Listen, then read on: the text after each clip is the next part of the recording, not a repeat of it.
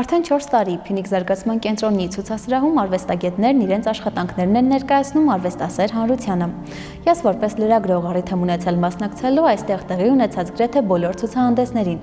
Այս անգամ անհատական ցուցահանդեսով է ներկայանում նկարչուհի Նազելի Միքայելյանը։ Նազելի ջան, արվեստի ուղին ընտրած մարդու համար ինչ նշանակություն ունի ցուցահանդեսը։ Գիտեմ, որ ձեր կյանքում առաջինը չի սա, բայց Հայաստանում առաջին ցուցահանդեսն է։ Մի փոքր ձեր տպավորությունների մասին պատմեք։ Հա, սա թվով երկրորդ ցուցահանդեսն է արդեն, որ որպես սկսնակ արվեստագետ տեղի է ունենում։ Սա մեծ հնարավորություն է, որպեսզի դու կարողանաս քո աշխատանքները տեսնել կողք կողքի, կարողանաս գնահատել ինքդ քեզ,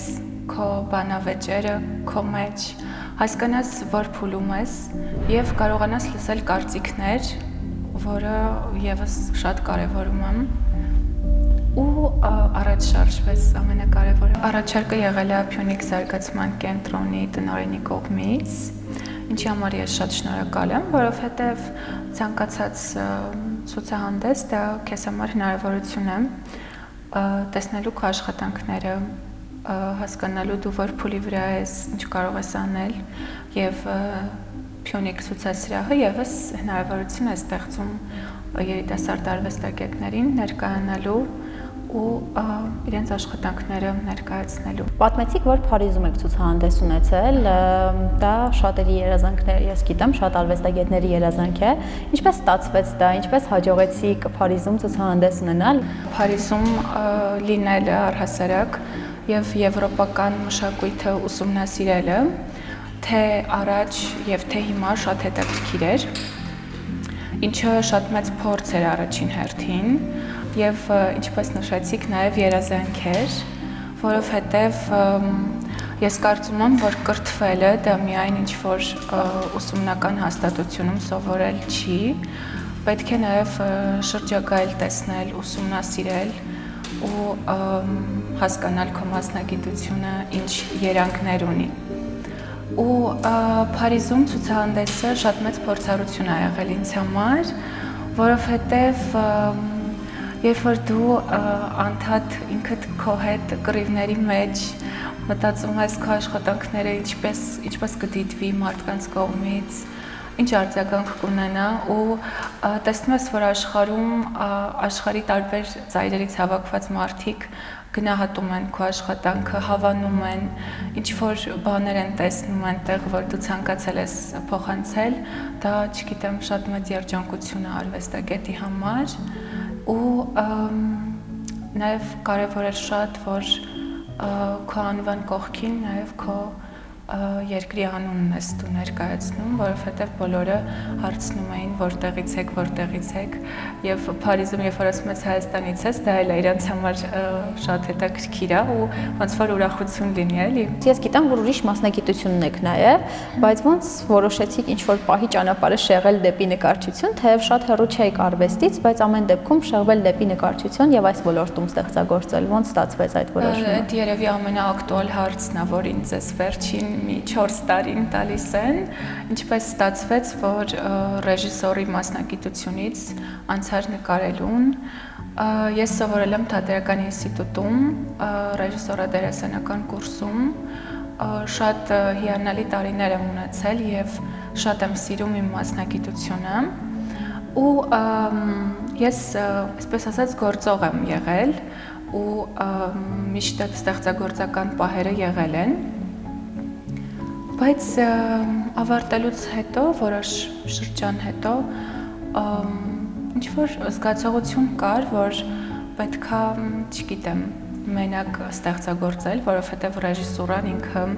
կոլեկտիվ աշխատանք է, որը որ ես շատ սիրում եմ, բայց նկարելը ինչ-որ ինքդ քեզ բացահայտելու, ինքդ քեզ արտահայտելու երևի լավ ու դժվար ձևերից մեկն է, որովհետև այդ մենակության մեջ, երբ որ դու ես քո նյութերը, որոնք էլի նման են քեզ ու պետքա ինքդ քեզ բացես, ինքդ քեզ ազատ թողես, այդ մի հատ ճանապարհ է, որը որ ամբողջ կյանքի ընթացքում ոնց որ արվեստագետը անցնում է ու ինչ որ չգիտեմ, տարբեր էտապներում ինքնամաքրվում ես ու տարբեր ձև ես աշխատում թե նյութի հետ, թե քո վիճակի հետ։ Դրանից հետո այդպես կորոնան սկսվեց, բոլորս փակվեցինք, ես բացվեցի, որովհետև ես այդ շրջանում սկսեցի ավելի շատ նկարել ու անցավ մի շրջան, որ մտածեցի գուցե ինչ-որ բանի պակաս կա, երևի կրթության պակաս կար ու որոշեցի, որ պետք է այդ բացը լրացնել, սկսեցի սովորել տարբեր նկարիչների մոտ, երևի մի 2-3 տարի տարբեր տեղեր հաճախեցի, որից հետո ընդունվեցի Գեղարվեստի պետական ակադեմիա։ Ես կարող եմ ոգեշնչվել ամեն ինչից, ինձ համար շատ կարևոր է ինչ-որ իրադարձություններից տպավորվելը, որովհետև ես կարծում եմ, որ բացի այն, որ կարող ես գիտելիք ունենալ, պետք է ունենաս զգացմունքներ, տպավորություններ, որպեսզի կարողանաս արտահայտել քո գիտելիքները ու քո ներաշխարհը ցույց տալ։ Կոնկրետ այստեղ շարք կա, կարող եմ ասել ինքը փոքրիկ շարք է ինձ համար, որ ներկայացված է, որտեղ ավելի շատ գծային լուծումներ են դրված ու ես այս աշխատանքները համարում եմ ինչ-որ մեդիտացիաներ, որովհետև այս աշխատանքների ընթացքում փորձել եմ կոնկրետ կոմպոզիցիաներ չստեղծել, չեմ կենտրոնացել նրա վրա, թե ինչ պետք է անել, այլ փորձել եմ ինքս ինձ ազատ թողնել ու փորձել եմ որքան հնարավոր է չկառավարել այդ ընթացքը, որովհետև սովորաբար նկարչության մեջ ինչ-որ փուլ կա, երբ որ դու պետք է մտածես, կառուցես, մտածված գույներ վերցնես եւ դա եւս նորմալ է, հա, այս ընթացքի մեջ, բայց ես փորձեցի ընդհանրապես ենթագիտակցական մակարդակում թողնել նկարչությունը, որ կարողանամ ինձնից դուրս հանել ինչ-որ բան, որովհետև երբ որ դու շատ ես կառավարում ինչ-որ գործողություն, ինքը այդքան անկառավարելի է դառնում, իսկ ինչքան դու փորձում ես իրան ազատ թողնել,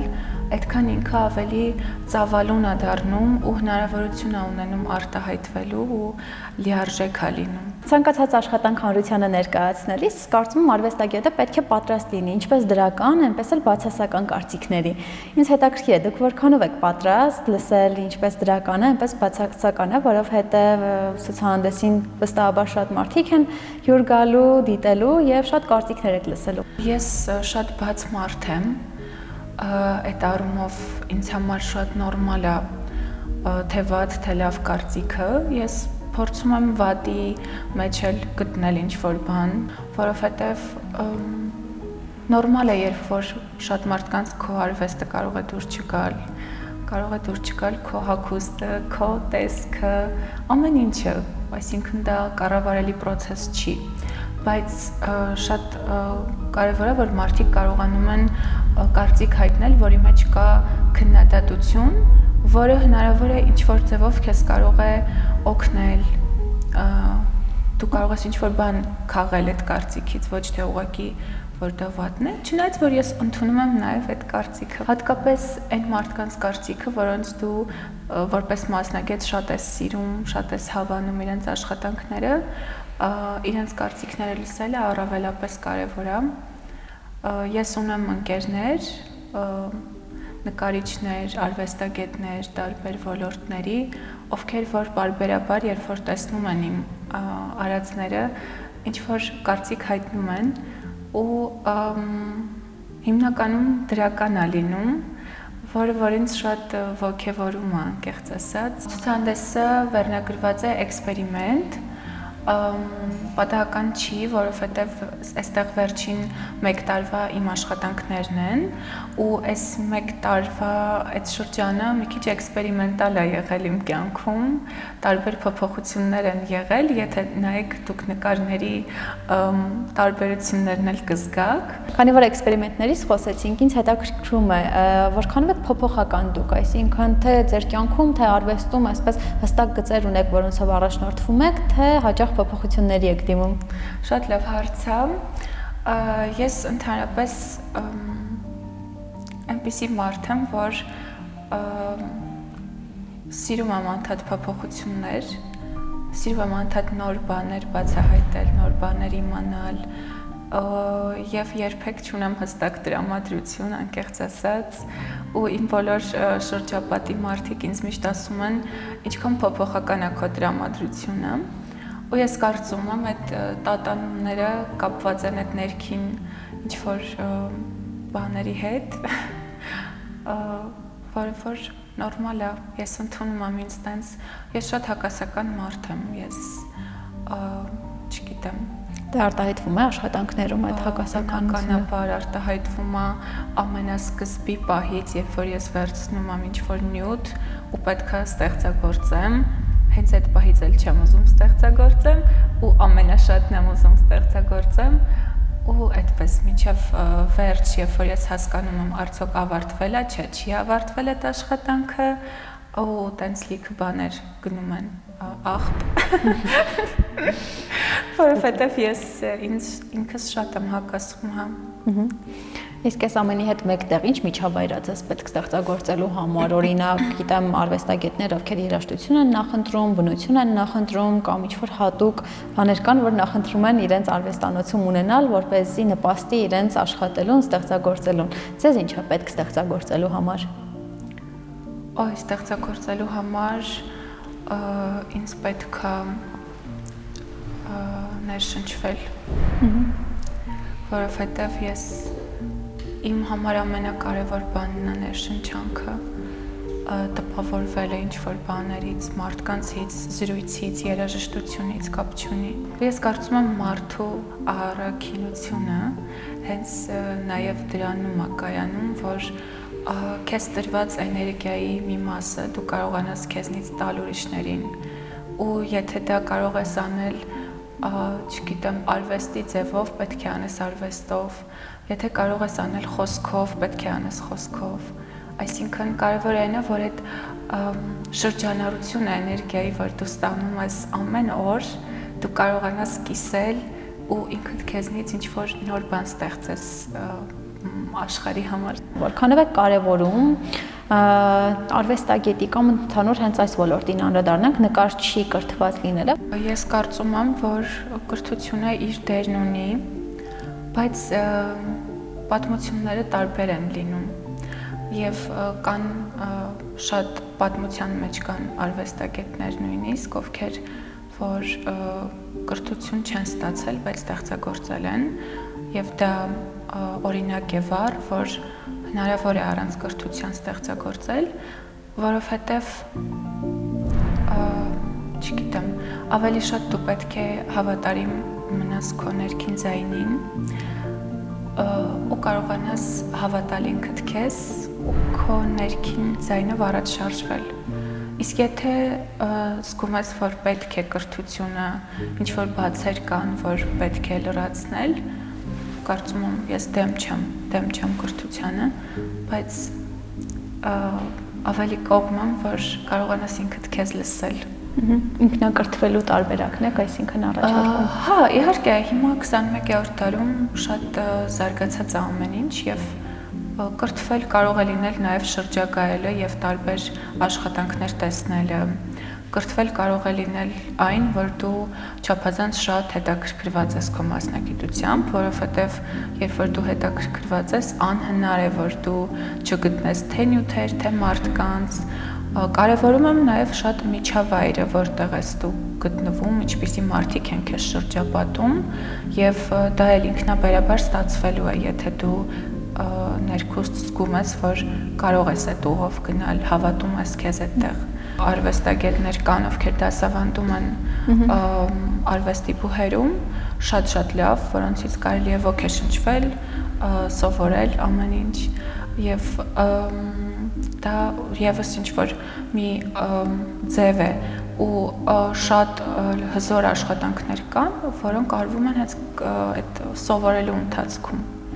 Դա ինչ-որ եւս մի ճանապարհ է, բայց դա չի մերժում այն հանգամանքը, որ դու կարող ես չկրթվել, չմասնագիտանալ, բայց չմասնագիտանալ այդ բուհ գնալու առումով, բայց դու կարող ես ներքուս լինել ստեղծագործ։ Քանի որ մեր հարցազրույցը կանանց միամսյակի շրջանակներում է, չենք կարող չխոսել կանանց դերի մասին արվեստում։ Ինձ հետաքրքիր է, դուք ինչպես եք պատկերացնում, արդյոք կա մրցակցություն այս ոլորտում կանանց եւ տղամարդկանց միջև, ու եթե կա, կանայք են առաջատար թե տղամարդիկ։ Սա շատ խորը հարց է։ Սուր նաև կարծում եմ, բայց ինձ զարգացիկն է հետաքրքիր։ Միշտ փորձել եմ չտարանջատել տղամարդկանց ու կանանց